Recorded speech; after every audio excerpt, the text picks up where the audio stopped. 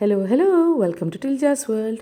ഇന്നത്തെ എൻ്റെ ഈ കുട്ടി വീഡിയോയുടെ അകത്ത് ഞാൻ കാണിക്കുന്നത് ഞങ്ങളുടെ വില്ലേജിൽ, ഞങ്ങൾ താമസിക്കുന്ന വില്ലേജിൽ ക്രിസ്മസ് മാർക്കറ്റാണ്.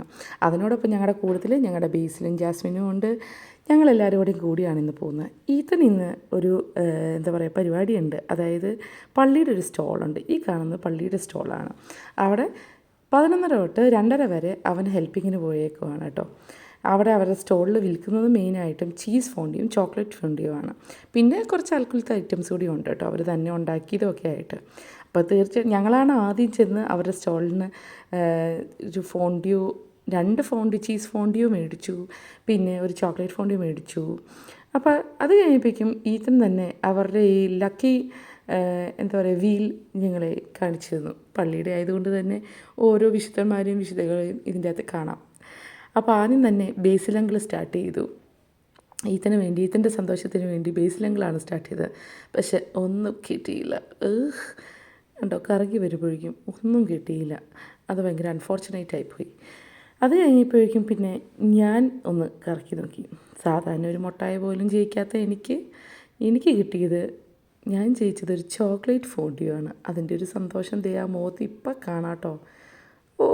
ലോട്ടറി അടിച്ചൊരു സന്തോഷമാണ്. ഇവിടെ ഈ ക്രിസ്മസ് മാർക്കറ്റിൽ ഓരോരുത്തർക്ക് കൊണ്ട് വിൽക്കുന്ന ഹാൻഡ് മെയ്ഡ് ഐറ്റംസ് ആണ് കേട്ടോ ഈ കാണുന്നതെല്ലാം. Hand made jewelleries, hand made chocolates, അങ്ങനെ പല പല ഐറ്റംസ് ഉണ്ട്. അതുപോലെ കുറേ പേര് ഭക്ഷണവും വിൽക്കുന്നുണ്ട്. ഞങ്ങൾ ആദ്യം തന്നെ കണ്ടത് ഇവിടുത്തെ എന്താ പറയുക, നമ്മുടെ പൊട്ടറ്റോ ചിപ്സാണ്. ആ ചേട്ടൻ കൈകൊണ്ട് ചെയ്ത് മടുത്ത് അവസാനം ഡ്രില്ലിംഗ് മെഷീൻ കൊണ്ട് ചെയ്ത പരിപാടിയാണ് കണ്ടത്.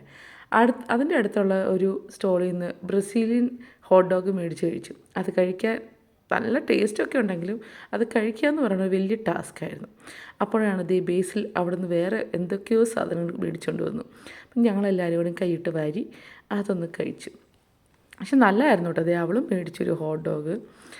ഇപ്പോൾ ആ ചിപ്സ് കഴിക്കുന്ന ആ ഒരിത് അത് കഴിഞ്ഞ് നടന്നു ചെന്നപ്പോഴാണ് ഈ അപ്പച്ചൻ ഇവിടുത്തെ ട്രഡീഷണലായിട്ടുള്ള ഈ മ്യൂസിക് ബോക്സുമായിട്ട് അവിടെ മ്യൂസിക് ചെയ്യുന്നത് കണ്ടത്.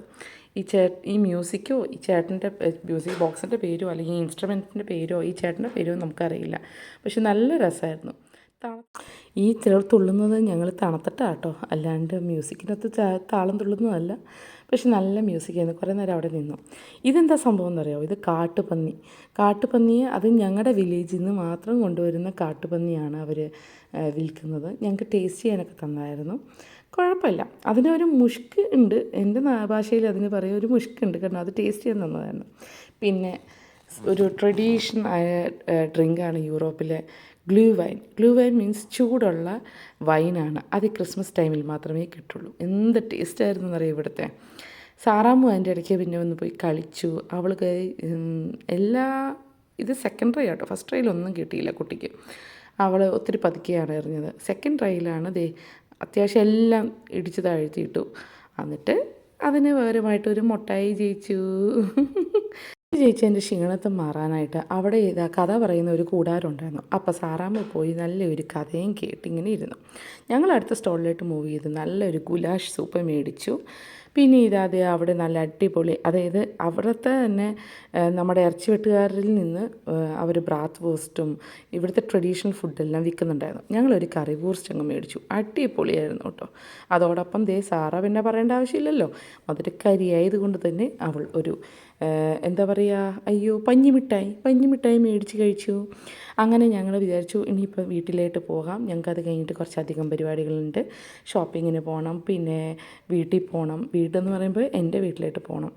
അങ്ങനെ ഞങ്ങൾ നിപ്പിൽ ഞങ്ങൾ അത് കഴിഞ്ഞ് വൈകിട്ട് ബേണിന് ചെന്നപ്പോൾ ബേസിലും ജാസ്മിനും അവിടെയും ഞങ്ങളുടെ കൂട്ടത്തിൽ ജോയിൻ ചെയ്തിട്ടുണ്ടായിരുന്നു.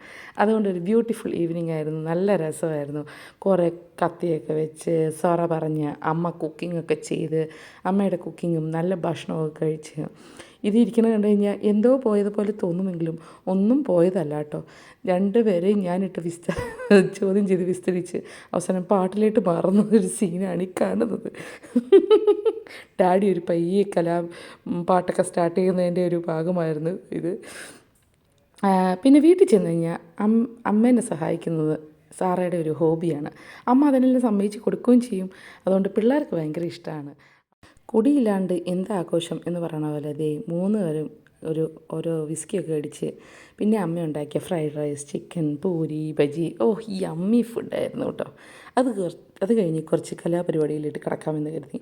ജാസ്വാൻ്റെയും ബേസിലങ്കിലും പിന്നെ നമ്മുടെ സാറാമ്മ കൂടെയും അപ്പുറത്തെ സൈഡിലിരുന്ന് മെമ്മറി കളിച്ചു. ആ മെമ്മറിയുടെ പ്രായം ഏകദേശം എൻ്റെ പ്രായമുണ്ട് കേട്ടോ. എൻ്റെ കുഞ്ഞിലത്തെ മെമ്മറിയാണത്. അമ്മ സൂക്ഷിച്ച് വെച്ചിരുന്നതാണ്. അവരവിടെ മെമ്മറി കളിച്ചപ്പോൾ ഇവിടെ സൈഡിലിരുന്ന് ഞങ്ങൾ ചീട്ട് 28 കളിച്ചു. 28 കളിച്ച് ആ രീതിയിൽ അങ്ങ് പോയി.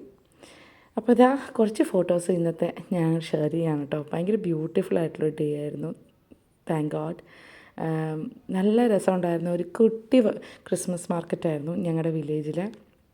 എൻ്റെ ജാസും ബേസിൽ കൂടി വന്നപ്പം അതിനും മധുരം കുറച്ചുകൂടി ഇരട്ടിച്ചു. പിള്ളേർക്കും സന്തോഷമായി. അതുപോലെ വൈകിട്ട് ഞങ്ങൾ വീട്ടിൽ കൂടി ചെന്ന് കഴിയുമ്പം അടിപൊളിയായി. പിറ്റേ ദിവസം ഞങ്ങൾ വീട്ടിൽ പോകുമ്പോൾ ഞങ്ങൾ കാണിക്കുന്ന ഒരു കാർ റേസാണിത്. അപ്പോൾ ഇതുവരെ എൻ്റെ ചാനൽ സബ്സ്ക്രൈബ് ചെയ്യാത്തവർ ലൈക്ക് ചെയ്യാനും സബ്സ്ക്രൈബ് ചെയ്യാനും ബെല്ലൈക്കൺ അമർത്താനും മറക്കണ്ട. Thank you so much.